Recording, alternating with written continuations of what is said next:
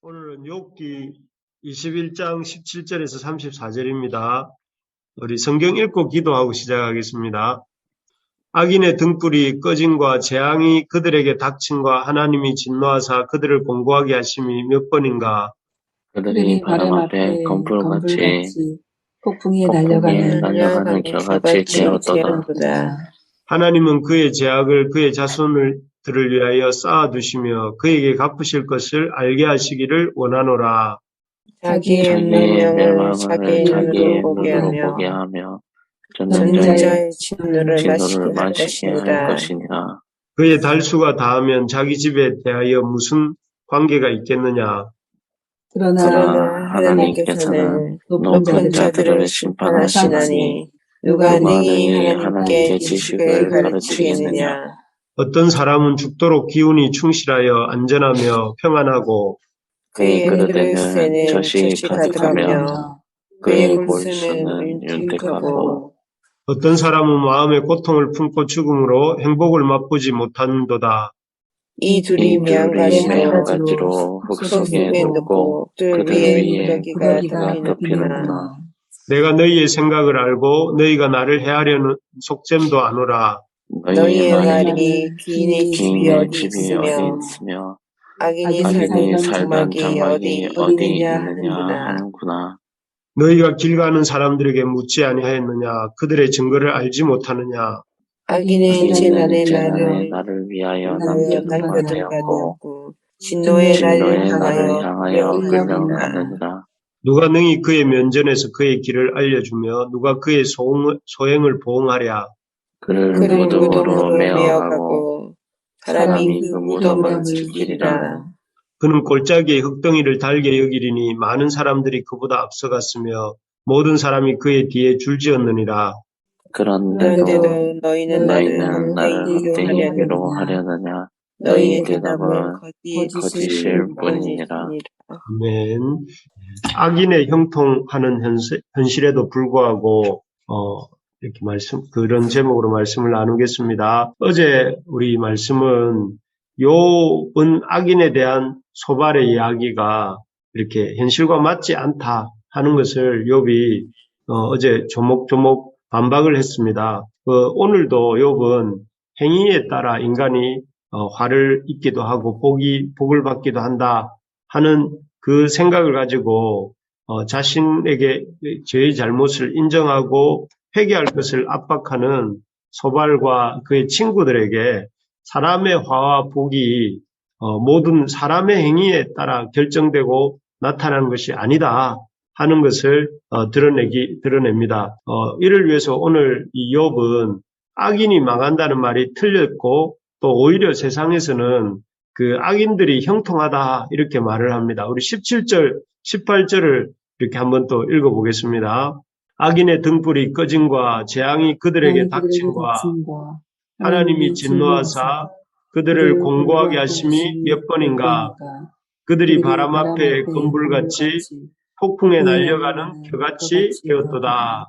여기 소발은 악인이 반드시 심판받는다 이렇게 말을 하면서 마치 이 욥이 지금 고난받는 것도 악인이기 때문에 이 욥이 고난을 받고 있다 이렇게 말을 했지만 실제로 우리 삶 속에서는 악인들이 심판받는 일은 여기 표현대로 하면 등불이 꺼지고 또 재앙을 당하고 악인들이 바람 앞에 검불같이 날려다니는 일은 거의 볼 수가 없다. 이렇게 이 방금 읽었던 17절, 18절에서 욥이 묻고 있습니다.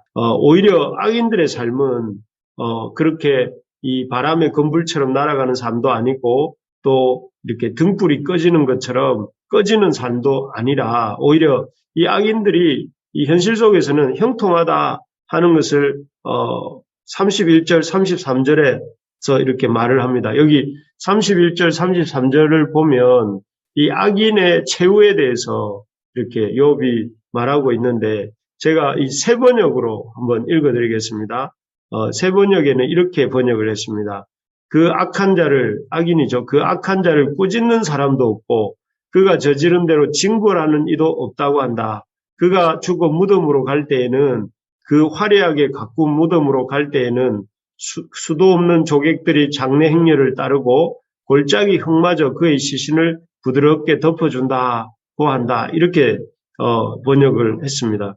훨씬 더 좀 이렇게 와닿는데요. 악한 자를 꾸짖는 사람도 없고 그가 저지른 대로 죄를 징벌하는 이도 없고 또 무덤으로 갈 때는 화려하게 가꾼 무덤으로 가면서 수도 없는 조객들이 따르고 골짜기 흙마저 그의 시신을 부드럽게 덮어준다. 굉장히 이렇게 죽음이 편안하고 복된 것을 이렇게 볼 수가 있습니다. 그래서 오히려 악인들은 이처럼 삶도 형통하고 죽음의 마지막 장면도 형통하다. 이게 현실이다. 이렇게 욥이 말을 하고 있는 것입니다. 아닌 게 아니라 욥 시대뿐만 아니라 지금 우리가 사는 이 시대에도 악인들이 자신이 악한 행위대로 하나님의 심판을 받기보다는 오히려 악행에도 불구하고 그 넘치도록 형통하는 모습을 우리가 자주 보지 않습니까? 그래서 우리는 은연중에 이렇게 그 악인들의 악행에 대해서 오히려 무감각해지고 어떤 때는 그 악인들처럼 우리도 좀 살아야 되는 거 아닌가 이런 마음에 생각이 들 때도 많습니다. 그렇지요. 그래서 욥은 악인들이 망하는 것이 아니라 오히려 세상에서는 형통하다 이렇게 말을 하고 있습니다. 또 욥은 두 번째로 반박하는 것이 소발이 악인들의 자손들에게 하나님이 이 심판이 임한다 이렇게 말을 하면서 욥의 그 자녀들이 심판을 받은 이유는 욥의 죄 때문이다 하고 이렇게 말을 했었습니다. 하지만 욥은 이 말도 틀렸다고 합니다. 우리 19절 20절을 또 읽어볼까요? 19, 20절입니다. 하나님은 그의 죄악을 그의 자손들에게 쌓아두시며 그에게 갚으실 것을 알게 하시기를 원하노라. 자기의 멸망을 자기의 눈으로 보게 하며 젖는 자의 진노를 마시게 할 것이니라. 예, 여기에 보면 죄를 범한 당사자가 하나님이 주시는 벌을 받지 않고 이제 욥이 벌을 받아야 되는데 그 자녀들이 그 악인의 죄에 대한 하나님의 벌을 받는다. 이게 소발의 논리였는데 그러면 하나님이 악인의 죄악에 대해서 행하시는 심판은 하나님의 심판이 더 이상 아니다 하는 것입니다. 정말 악인에 대한 하나님의 심판이 하나님의 심판이라면 죄를 지은 바로 그 악인이 심판을 받아야 하나님의 참된 심판이 되지 않겠습니까? 오히려 그 욥이 죄를 지었기 때문에 욥이 악인이고 또 욥이 죄를 지었기 때문에 욥의 자녀들이 하나님의 심판을 받았다 하는 식으로 이렇게 욥이 말하는 소발과 그 빌닷 엘리바스의 말은 틀린 말이라는 것입니다. 악인이 죄를 지었으면 하나님이 악인에게 심판을 하셔야지 그 악인의 자녀들에게 하나님이 심판을 하신다면 그것은 하나님이 악인에게 심판을 하시는 게 아니다 하는 것이죠. 말이 좀 어렵지만 그 이해가 되시죠? 이므로는 하나님이 선을 행하면 행한 자에게는 상을 주시고 또 악을 행한 자에게는 벌을 주시는 분이다. 이렇게 말을 하면서 악인으로 인해서 악인의 자녀가 벌을 받는다라고 이렇게 말하는 것은 틀린 말이다 하는 것이죠. 악인이 죄를 지었으면 악인이 벌을 받아야지 악인의 자녀가 악인 때문에 벌을 받는다라고 말하는 것은 앞뒤가 논리가 안 맞는 말이다 이렇게 욥이 말하는 것입니다. 그래서 욥은 뭐라고 말을 하냐면 모든 사람은 악인은 악인의 죄로 벌을 받아야 되고 악인의 자녀들은 악인의 자녀 자신의 죄로 벌을 받는 것이 맞는 말이지 악인이 죄를 지었기 때문에 악인의 자녀가 벌을 받는다는 식으로 말하는 소발의 말은 틀렸다 이렇게 말을 하는 것입니다. 그리고 이 욥이 세 번째로 얘기하는 것은 23절 26절에서 이렇게 하는 말인데요. 소발에 대한 소발의 의견에 대한 반박인데요. 선이나 악과 아무 상관없이 평안하게 죽는 사람과 고통 속에 죽는 사람의 이야기를 23절에서 26절에 합니다. 그래서 왜 어떤 사람은 고통 속에서 여기 죽고 25절에 나오죠. 어떤 사람은 마음의 고통을 품고 죽음으로 행복을 맛보지 못하는도다 하면서 어떤 사람은 고통 속에서 죽고 또 어떤 사람은 평안하게 여기 23절 24절에 보면 어떤 사람은 죽도록 기운이 충실하여 안전하며 평안하고 그의 그릇에는 젖이 가득하며 그의 골수는 윤택하고 라고 했는데 또 어떤 사람은 평안하게 또 윤택한 가운데 아주 이렇게 이 풍요한 가운데 이렇게 죽게 되는지 여기에 보면 어떤 사람은 그렇게 평안한 죽음을 어떤 사람은 그 고통스러운 죽음을 맞이하는지 참 그 이유를 알 수 없다는 것입니다. 여기는 보면 그 어떤 사람이 선을 행했는지 악을 행했는지 이런 어떤 그 묘사가 없어요. 그러니까 이 어떤 사람은 어떤 사람은 그냥 이렇게 이유 없이 윤택하게 살다가 잘 죽고 또 어떤 사람은 고통 가운데 살다가 죽게 되는데 그 이유를 인간의 머리로는 다 알 수가 없고 설명할 수도 없다 하는 것이죠.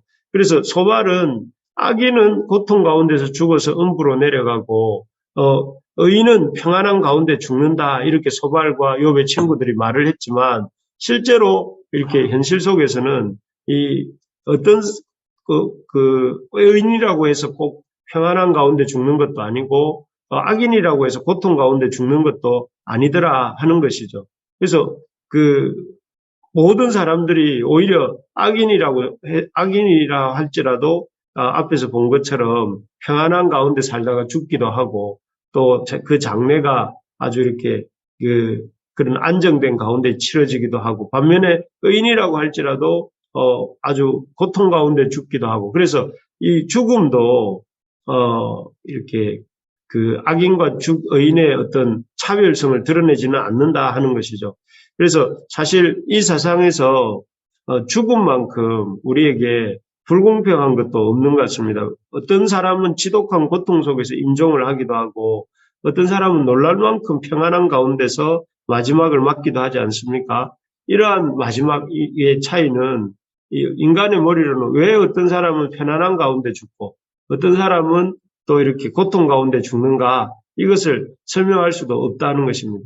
어쨌든 이렇게 소발의 주장을 조목조목 욥이 오늘 다시 한번 반복합니다. 이 악인이라고 해서 망하는 것이 아니라 오히려 형통하고 또 그 악인의 자녀라고 해서 악인이 이 죄를 지었는데 악인의 자녀가 심판을 받는 것도 옳지 않고 그리고 죽음이 이 악인은 고통스럽고 의인은 평안하다는 그런 말도 틀린 말이다. 이렇게 욥이 반박을 하면서 참 이 모습을 어제 이어서 또 한번 보면서 이 욥기의 결말을 아는 자로서 드는 생각이 두 가지가 있는데요. 첫째는 우리가 악이 형통하고 모순과 부조리가 판을 치는 이 땅에서 산다고 할지라도 그 행위대로 모든 것을 심판하시는 하나님이 계시다 하는 것을 믿어야 된다는 것이죠. 이 방금 욥이 말한 것처럼 이 땅에서의 모든 이런 눈에 보이는 것들이 선과 악이